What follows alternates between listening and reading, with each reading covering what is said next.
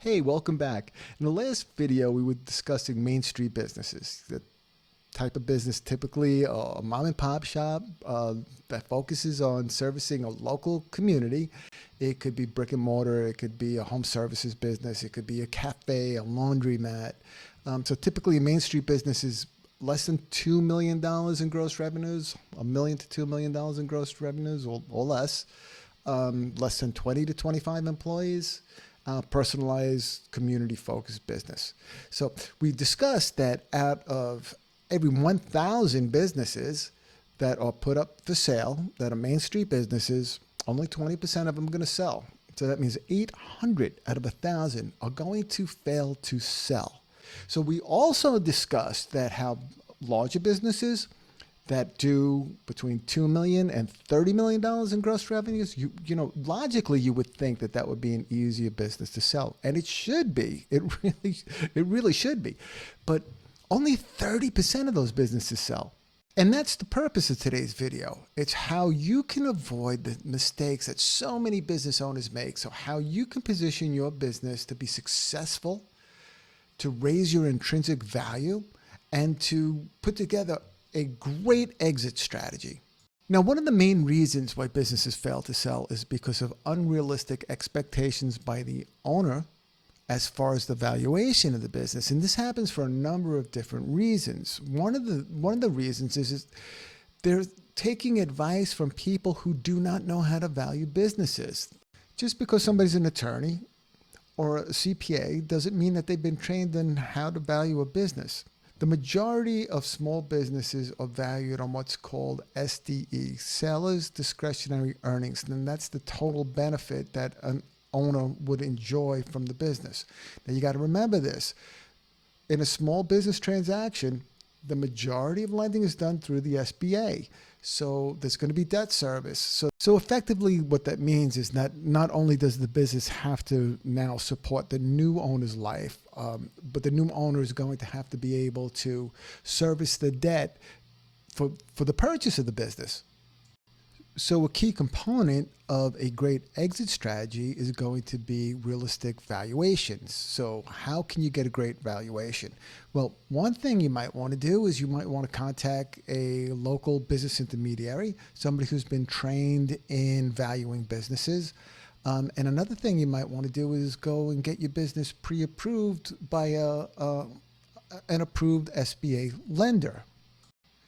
Okay, a key differentiator between the 20% that sell and the 80% that don't sell is clean financial records. So what you want to do to put together a great exit strategy is make sure that you have your financial documentation in order.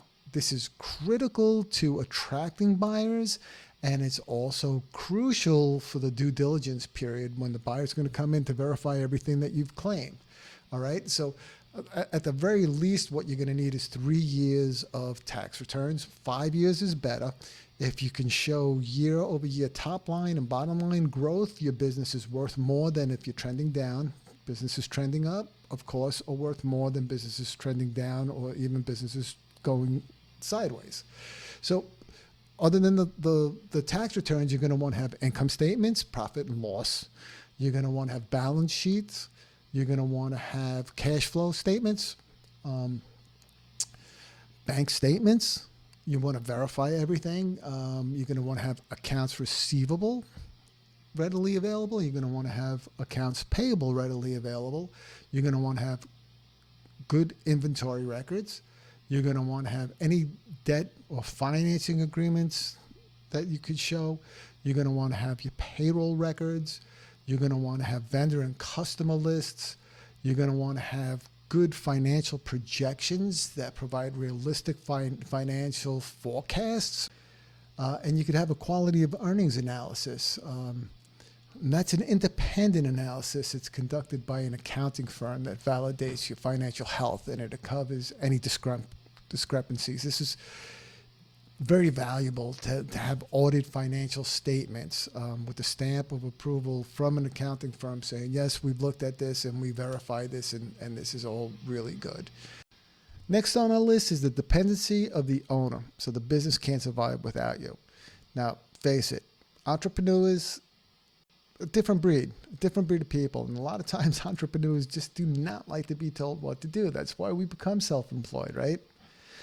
Well, when somebody comes to buy your business and they see that the owner is involved in everything and all of the sales and all the estimates and the work and being done, then they're not buying a business, they're buying a job. So the best way to do this, to make your business more attractive, is to begin to delegate responsibility and start training some of the people in your staff.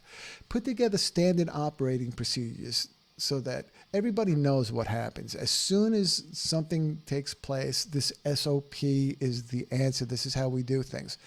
Selling your business, it's not a destination. You don't just wake up one day and say, okay, I'm going to sell my business. It's a journey. If you want to be successful, if you want to be in that 20%, then what you need to do is put together a great exit strategy. So how do you put together a great exit strategy? What you need to do is present your business in the best light possible. Makes sense, right? So scalability is a huge factor for many buyers. Buyers are looking to grow businesses. They're not looking for a stagnant business. They're looking for a business that has potential. They want to come in and they want to take this business further than it's ever been before. So when you can show that your business is growing, that your business is scaling, it's worth more money than a business that's running flat or a business that's declining. That only makes sense, right? Since businesses sell on seller's discretionary earnings, for every dollar that you can bring into the bottom line, your business is going to be worth a multiple of that dollar more. So if you can bring in $1 extra, and you're selling it for a multiple of 3, it's 1 times 3 or $3. If you're selling it for a multiple of 10, it's $10. Every business is valued differently, but you can see how quickly bringing in more revenues and growing your business and showing scalability, this is what's going to make your business very attractive, especially to a very motivated business buyer looking for a great opportunity. So how do we do this? In our agency, what we like to do is we like to create local market leaders. We position our clients as the local market experts. There's a lot of benefits to this. So the first place you're going to want to start is with your reputation. So why is that?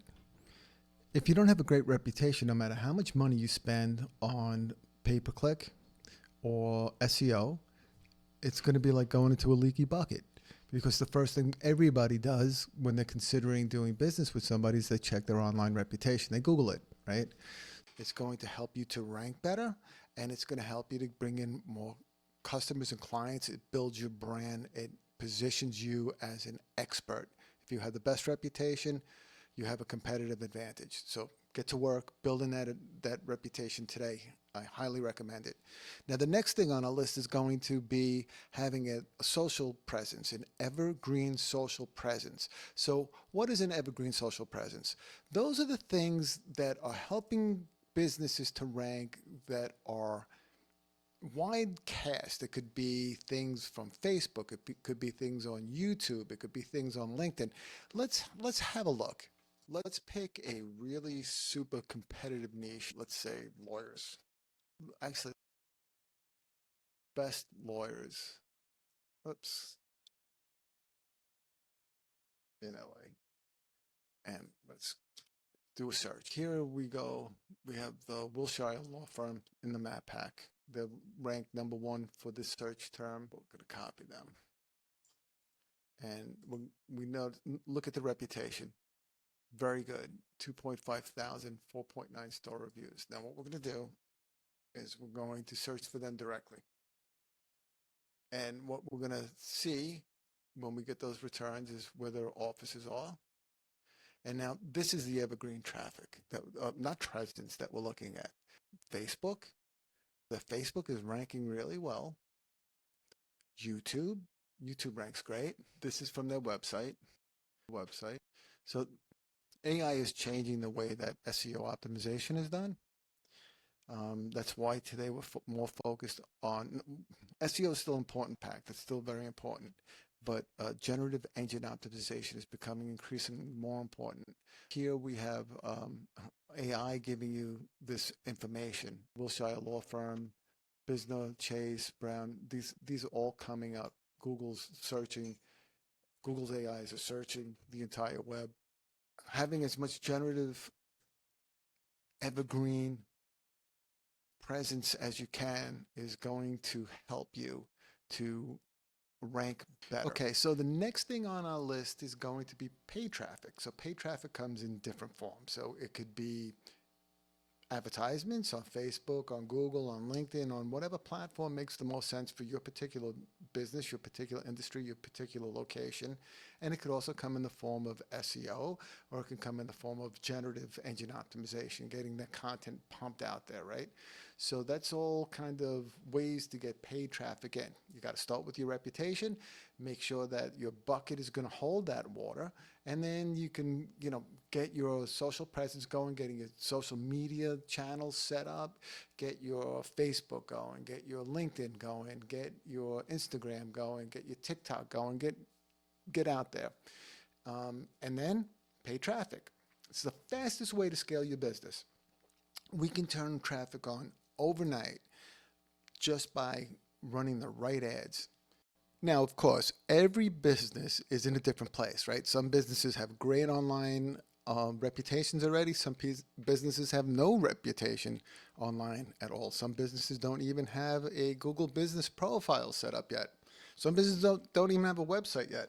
If you don't have a website and a business profile set up and a reputation, selling your business today is going to be very, very difficult.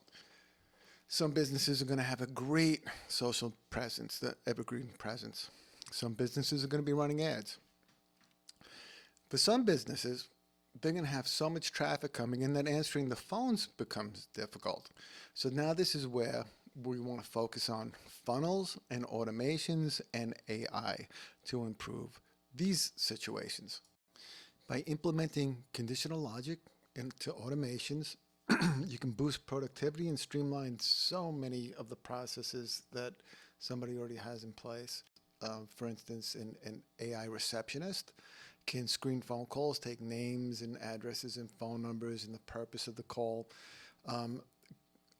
AI, the AIs that we're building today can handle 100 phone calls at a time. We can integrate up to 20 of them. So what that means is you can have the AI receptionist can transfer the call to billing. It could be a billing bot that's trained on how to handle billing questions, maybe take payments. You can have a bot that's trained for service. You can have a bot that's trained for scheduling. Whatever your needs are, we can put together a bot for you. So anyway, I hope that this information is useful. Really would love to see more businesses successfully sell. 80% failure rate is just unacceptable. People are making the same mistakes over and over again. Even successful businesses that are operating well, are going to fail to sell. And we don't want to see that happen. We want to see you be successful. Anyway, hope you found this information to be valuable, and we really appreciate you joining us. Please comment below. Let us know if there's any content you'd like us to make in the future. And I know all people on YouTube always ask you to please subscribe.